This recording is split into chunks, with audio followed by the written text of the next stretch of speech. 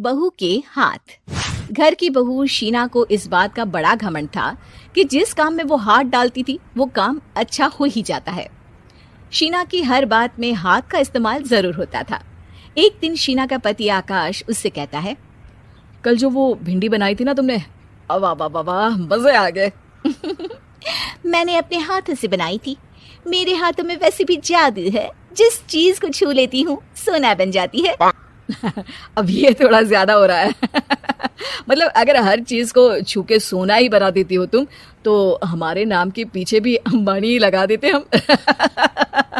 चुप रहो, मुंह पे हाथ रख लो, कुछ भी बोलते रहते हो।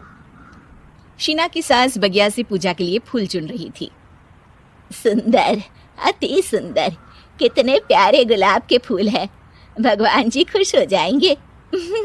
मैंने अपने हाथों से जो पौधा लगाया था, मेरे हाथों की कोई भी चीज बेकार नहीं जाती।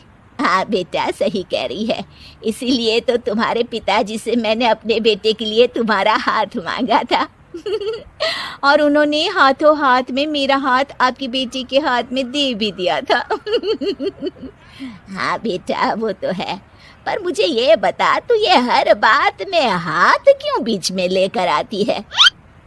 माँ जी, पंडित जी ने हाथ मेरा देखकर नैनीताल में कहा था कि मेरे हाथ जगन्नाथ हैं, मेरे हाथों से कभी कोई काम नहीं बिगड़ेगा, तो मेरे हाथों की तारीफ तो मुझे करनी पड़ेगी ना।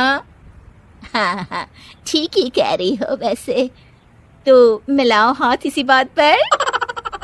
शीना को न सिर्फ इस बात पे गर्व था कि उसके हाथ से सब अच्छा होता है, बल्कि घर के सारे काम भी वो पहले अपने हाथ से करती, फिर कोई दूसरा उन कामों को कर पाता।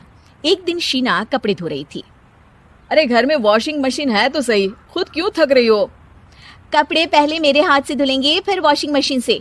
पहले हाथ की सफाई, फिर मशीन की धुलाई। अगर आज डाकू गब्बर सिंह होता ना, तो वो ये हाथ मुझे दे दे ठाकुर तुमसे जरूर कहता, और मैं तो दिलवा भी देता तुम्हारे हाथ। हर एक काम में हाथ बटाओ, ज्यादा जुबान न चलाओ, वरना दूंगी एक उल्टे हाथ से। क्या दोगी? कपड़े दूंगी, लो निचोड़ो। ऐसे ही एक दिन, अरे बहू, ये सोफे पर चढ़कर हाथ से पंखा क्यों घुमा रही हो?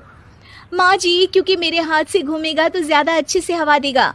अरे बेटा, फिर तो तुम गाड़ी का पहिया भी हाथ से घुमा के मायके जाया करो। एक बार आकाश ने घर पर कार लाने की बात छेड़ी। माँ, सोच रहा हूँ कि एक कार लेकर आता हूँ। ले ले बेटा, क्यों नहीं? अरे पैसे हो तो हवाई जहाज भी ले लेना।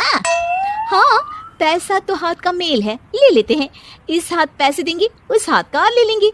मुझे तो लगता है कि बहू कार भी अपने हाथों से धक्का लगाकर घर लाएगी। वो तो नहीं करूंगी, लेकिन सबसे पहले स्टीयरिंग पर हाथ मैं ही लगाऊंगी, ताकि गाड़ी का आना शुभ हो। अरे घर ले आने तो दो, फिर हाथ लगा लेना। लेकिन शीना नहीं मानती। अगले दिन ही सब कार लेने जाते हैं। शीना सेल्समैन से कहती है, भैया ये कार बहुत पसंद है, पैक कर दो।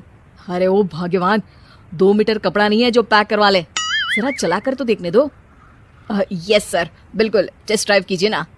अरे नहीं नहीं, सबसे पहले मैं हाथ लगाऊंगी गाड़ी को, मेरे हाथ अच्छे हैं। अरे यार, हाथ तो मैं भी धोता ही हूँ, और आजकल तो सैनिटाइजर से भी धोता हूँ। मेरे काम में हाथ ना अड़ाओ।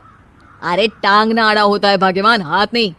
शीना ड्राइविंग सीट पर बैठ जाती है और आकाश उसे गाड़ी के फंक्शन समझाता है। देखो शीना, ध्यान रखना, ये है स्टीयरिंग, इससे राइट लेफ्ट जाएंगे, ये है एक्सेलरेटर, इससे स्पीड कंट्रोल कर सकते हैं, और उसी के पास में है ब्रेक, जो तुम्हारी जुबान में शायद मिसिंग है। ठीक है, ज्यादा भी सिखाने की जरूरत नहीं है। मेरी माँ तो कहती है कि मैं अगर अपनी शुभ हाथ लगा दूं तो जग घूम जाए, तो ये स्टीयरिंग क्या चीज है? शीना गाड़ी स्टार्ट कर देती है और स्टीयरिंग को घुमाते हुए एक्सेलरेटर पर धीरे से पैर रखती है, और शोरूम के बाहर के एरिया में ही गाड़ी घूमने लगती है, जहाँ दूसरी गाड़ियां भी रखी हैं। देखा मेरे हाथों का कमाल। अब ब्रेक दबा दो, आगे गाड़ी है। शीना आगे गाड़ी देखकर घबरा जाती है और पांव गलती से एक्सेलरेटर पर पड़ जाता है। कार आगे खड़ी एक बड़ी गाड़ी में घुस जाती है। दोनों कार से उतरते हैं। सेल्समैन भागते हुए आता है। अरे 7 लाख की गाड़ी खरीदने आए थे और 15 लाख की गाड़ी ठोक दी, ओ माय गॉड। आकाश की माँ, आकाश और शीना घबरा जाते हैं। इतना सारा पैसा कहाँ से आएगा? तभी वहाँ मैनेजर भी आ जाता है, पूरा माजरा समझता है। अरे टेंशन मत लीजिए, गाड़ियों का इंश्योरेंस था, आप जो कार लेने आए थे वही खरीद लीजिए। पर मैडम, जब तक आप सीख ना ले तब तक गाड़ी मत चलाइएगा। अभी तो आपने गाड़ी बस ठोकी है, जिसका बीमा भी था, लेकिन सड़क पे चलते हर इंसान का बीमा नहीं होता। अरे मेरे हाथों से ठुक भी गया ना तो उसकी जिंदगी बन जाएगी, और अगर चला भी गया तो स्वर्ग ही पाएगा। मैनेजर साहब, मेरे हाथ में कोई दिक्कत नहीं है, वो तो बस पाँव गलत जगह पर चला गया था। शीना की बात सुनकर आकाश अपना सर पीटता है और उसकी सास अपने हाथ से खुद का मुंह छिपा लेती है और मैनेजर हाथ जोड़कर माफी मांग लेता है।